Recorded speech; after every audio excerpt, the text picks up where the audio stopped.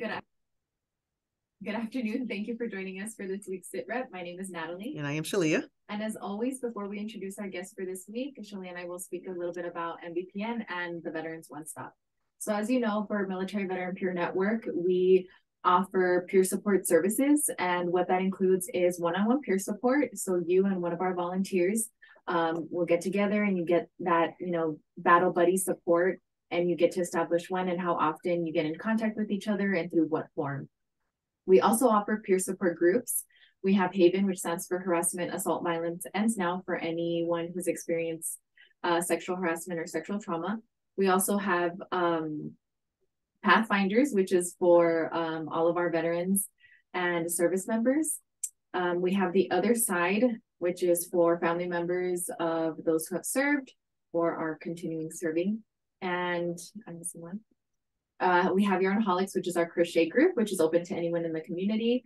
And lastly, we do have a journaling group that is held virtually on Wednesdays, and of course, just open to everyone.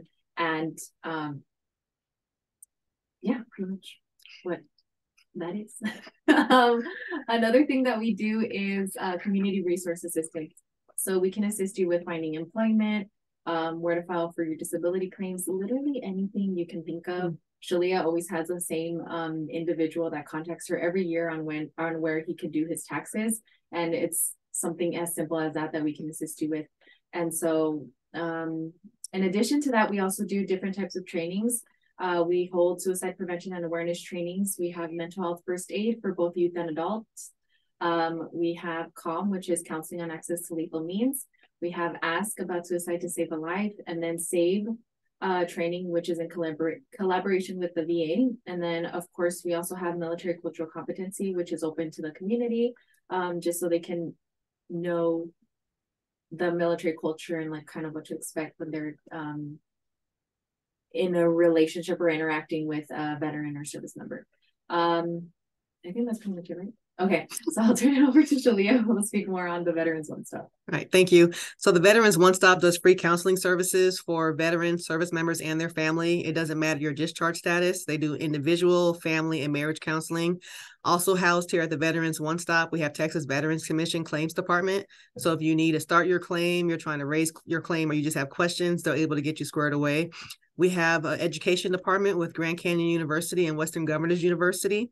And the excellent thing about them is they don't just focus on their universities in particular. They're here to help you get started on your educational journey from, post 9/11. If you're trying to go to UTEP or something like that, they'll link you up with the contacts there.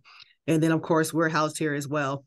So I'm going to go ahead and turn it over to our guest today, Mr. Jesus Morales with the Caregiver Support Program at the VA. Thank you for being our guest today. Thank you, Shelia. Thank you for having me, team. I'm going to go ahead and share my screen. And just let me know, please, if you could see that. Are you able to see the screen? Yes, you're good. Thank you. So thank you. Well, we're with the VA Caregiver Support Team. And what we do, the VA Caregiver Support Program offers assistance in 2 areas, okay? And what is the VA Caregiver Support Program? The VA Caregiver Support Program is a primary VA program providing support and services for veterans caregivers of veterans. So the Caregiver Support Program has 2 programs. The Program of General Caregiver Support Services, which is a non-stipend program.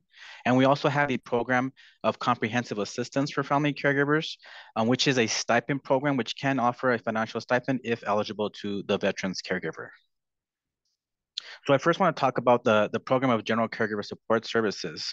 So this non-stipend program offers and provides resources, education, and support to caregivers of veterans. The veteran does not need to have a service connection or to be affiliated with a specific service era. The caregiver who enrolls in PGCSS has access to education and training, including courses at local VA medical centers here in El Paso, as well as in Las Cruces. In addition, the caregivers can participate in supportive services and take advantage of VA home care and community-based care. There is no formal application required for this program. It just takes a quick phone intake and assessment. We will contact the veteran and the caregiver and have them on the phone. We will focus on the veteran for a short while, see maybe there's something that we could do for them, but mainly turn it over to the caregiver and focus on their needs. It's a brief intake process. In order for us to get in contact with the VA Caregiver Support Program and learn more about this, you can contact the VA Caregiver Support Line at 1-855-260-3274 for a referral, and they would forward that referral to us, and we will contact you within the next few business days. You could also visit the El Paso VA main VA here at 5001 North Piedras Drive.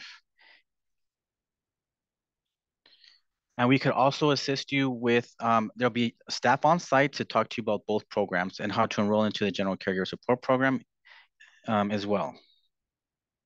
So some of the things that we offer here with the General Caregiver Support Services, also too with the comprehensive, are events and functions throughout the community. Some of the past few, just this past year, we had Art in the Park, located at the Veterans Park Pavilion. And we also had a virtual art support group where we actually mailed out our kits to our caregivers and veterans who could not attend. We also offer quarterly virtual care yoga, guided imagery, and one of our big events was here in the El Paso area is our resource fair that helps to advocate and promote services, not just with the VA, but within our community.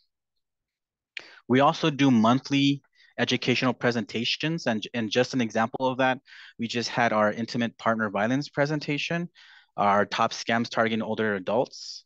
We do also do our quarterly SAFE training for suicide prevention, not just for veterans, but their caregivers, and pretty much any family member or neighbor that assists a veteran will be more than happy to provide this training to them. We also provide Medicare educational classes, and we just had our emergency preparedness for caregivers. So these are just some of the courses that we offer in a monthly basis. Some of also to the resources that we have to offer within the VA are advanced care planning, and a text messaging program, which is a text messaging program that could send text messages to our caregivers related to COVID, maybe PTSD, or other subjects that concern the veteran. We do have bereavement resources. We do offer a course for caregivers called the Building Better Caregivers course, which is a 6-week course that's not mandated, but it's to assist caregivers that are new to this journey. We do offer a Caregivers First biannually, but we're looking to, with our new expansion, we do have another social worker on board, which will be offering this not only at the main VA, but soon and in local parks where we enjoy this beautiful weather. But what Caregivers First is an actual course that helps the veteran's caregiver not only help navigate the VA, but also plan for the future or think about the what ifs, right? Some things that we think about at the time, such as advanced directives, guardianship, subjects such as that. We do also have a caregiver support peer mentoring program for those caregivers that feel like they need to talk to somebody that is going through the same journey as them as a caregiver. We do offer that here as well. The caregiver support line is a toll-free number that you'd contact if you need any questions regarding caregiver services after the VA has closed. We offer monthly educational courses as well in English and in Spanish. We do have certain resources not only for caregivers but for veterans, such as the Compassionate Contact Corp, which is for veterans that may not have someone to talk to, but we could definitely connect them with the veteran so they could take advantage of that resource. And just to kind of go down the line, we do introduce them to My Healthy Vet, which is one of a great resource tool to assist veterans and caregivers to have immediate access to their care, not only on the computer, but also by their phone. If a caregiver is enrolled in either or program, they may be entitled to what is called primary care mental health integration brief counseling for caregivers that are experiencing any burden or stress. We do also offer it in an individual or support group session called Reach VA, and it's to target caregivers that are assisting veterans with with chronic illnesses such as dementia, ALS, PTSD, and soon we'll be rolling out for Parkinson's disease. These are offered in an individual and a group basis as well too. And also if qualified, some caregivers may be entitled to what is called respite relief to give a caregiver a break so they could enjoy their self-care and free time if needed. And we do also offer self-care courses throughout the year as well. So for the program of comprehensive assistance for family caregivers, there is an eligibility requirement. This is the stipend program. So number one, the veteran must have a serious injury, which is a single or combined service-connected disability rating at 70% or more, and meet the following eligibility requirements to participate in the program of comprehensive assistance for family caregivers. Number two, the individual is either a veteran or a member of the armed forces undergoing medical discharge from the armed forces. And currently right now, it's open to all services. Prior to this, it was only for post 9/11 and then as well as for the Vietnam veterans. But currently, as we all stand right now, it is open to all veterans that served in any era, as long as they meet the eligibility criteria. Also, to number three, the individual is in need of personal care services for a minimum of 6 continuous months based off any of the following, which is either the inability to perform an activity of daily living skill or the need for supervision, protection, and instruction. Number four, it is in the best interest of the individual to participate in the program, as well as number five, personal care services that will be provided by the family caregiver will not be simultaneously or regularly provided by or through another individual or entity. Number six, the individual receives care at home or will do so if VA designates a family caregiver. And number seven, the individual receives ongoing care from a primary care team or will do so if the VA designates a family caregiver. So this program is the program of comprehensive for family caregivers, which is the stipend program, is for veterans that need moderate to severe caregiver needs. And they could qualify in 2 areas, which is either the SPI or ADLs. So I want to first focus on your ADLs. An ADL consists of your activity of daily living skill, which consists of either eating, bathing, dressing, mobility, showering, grooming, toileting, or the use of prosthetics. And this means that it's in the inability to perform an ADL and requires assistance each time that they complete at least one of the ADLs. Okay, so this means you just have to need assistance with just one of the 7 or 6 that I just went over, but it has to be for a continuous of 6 months and it has to be each time. So say for instance, we'll take the eating ADL, and this is just an example. Veterans that have Parkinson's disease, they experience tremors in their hands. So this is where the caregiver has to physically feed them each time, assist them with that ADL of feeding each time, such as breakfast, lunch, dinner, and snacks. It's not on a bad day. It's not some of the time, but it's each time that the veteran needs to complete that ADL. So it's just assistance with one ADL each time that they do it. Or the veteran may qualify under supervision, protection, and instruction.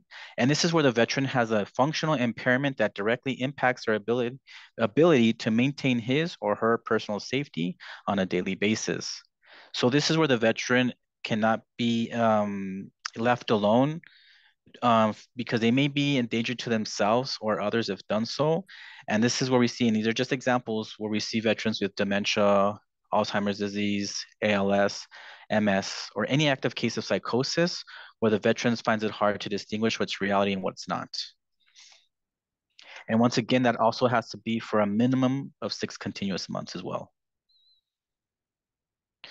So for the program of comprehensive family assistance for family caregivers, some of the benefits that do come with this program, with the stipend program, is it is provided a stipend monthly to the caregiver, not the veteran. It will not affect the veteran service connection benefits. And it is not a benefit as well, just like a service connection. It is a monthly stipend. It does also mean that this does not have a contractual obligation of employment with the El Paso VA. The caregiver, if they do not have medical insurance, if qualified through this program, they may receive CHAMP VA insurance. They will also receive access to the commissary on base, and they are also entitled to all the resources and education that we just went over. So how do you apply for this program? There's many different ways that a veteran and a caregiver can apply for this program. Number one, they can apply through the caregiver support homepage at www.vacare.gov. www.caregiver.va.gov.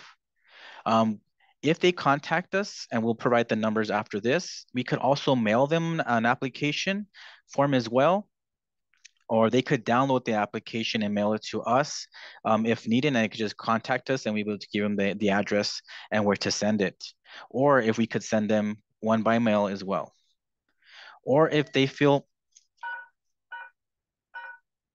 that they need to come here in person because they like that, then we'd be more than happy to assist them as well here at the El Paso main VA, where they could fill out an application by hand and we could assist them with that as well too. So when it comes to legacy participants are participants in the program of comprehensive assistance for family caregivers that were admitted to the program prior to October 1st of 2020. And this is comes off of our guidance from the amended in the 38 CFR Part 71 that governs the VA program of comprehensive assistance for family caregivers through an interim final rule titled Extension of Program of Comprehensive Assistance for Family Caregivers Eligibility for Legacy Participants and Legacy Applicants. This means that it extends the eligibility for legacy participants, legacy applicants, and their family caregivers and applicable benefits through September 30th of 2025. Caregivers will not be discharged based off of reassessment. So family caregivers will not be discharged unless they are out of compliance with the program guidelines. So for instance, if the legacy participants do not comply with their wellness contacts or annual assessments, then they can be discharged, but they will not be discharged based off annual assessments, only off of non-compliance. What we do not provide is we do not provide caregivers. So the veteran will designate their own caregiver and the VA will not be able to provide or find them one. So a caregiver to us is anybody that assists the veteran at home with their medical, physical, or emotional needs, whether it be a family member, a neighbor, a friend, or extended family member. They do not have to have a certification. They do not have to be a CNA or have any CPR certifications to apply for this program. Also, to the caregiver support program does not find someone who can clean your house, assist you with your house chores, or any maintenance around the house or outside of the house, such as cutting grass or pulling weeds. For both programs, caregivers can also, if found eligible or in the general caregiver support program, veterans can still, and the caregivers can still benefit from respite. And if they're in PCAFC, which is a stipend program, they may be eligible for additional hours if clinically indicated. They may also still receive home health aid, in which the CSP team will speak to the caregiver regarding the effect of hours prior to affecting their stipend. So for that, if the veteran or caregiver, if the veteran receives home health aid services where an actual caregiver that's provided to the VA through that program, and they have an actual caregiver as well through our program, they could be in dual, they could utilize both programs and we will speak to them to where they could still receive their max amount of hours and the stipend before it'll affect each other. The veteran can also participate still in home-based primary care where the veteran is unable to come to the VA due to being immobile or bedridden, and this is where the VA care team will go to their home. So if you have any more questions or concerns or about either program, you could go online to our great website that also has our application process on there online at caregiver.va.gov, or you can contact the caregiver support program at area code 915-564-7522. If you have any questions regarding the general caregiver support services, you can contact our program coordinator at Sarah Kamalipur at va.gov, 915-564-6100, extension 6065, or you can contact myself, Jesus.Morales at va.gov, and my phone number is 915-564-6100, extension 7036. And we also brand new social worker, which is our Spanish innovator and assisting with all Spanish-speaking groups is Mr. Angel Moreno Ruiz, and you could contact him at angel.morenoruiz@va.gov or at 915-564-6100, extension 6990. Thank you.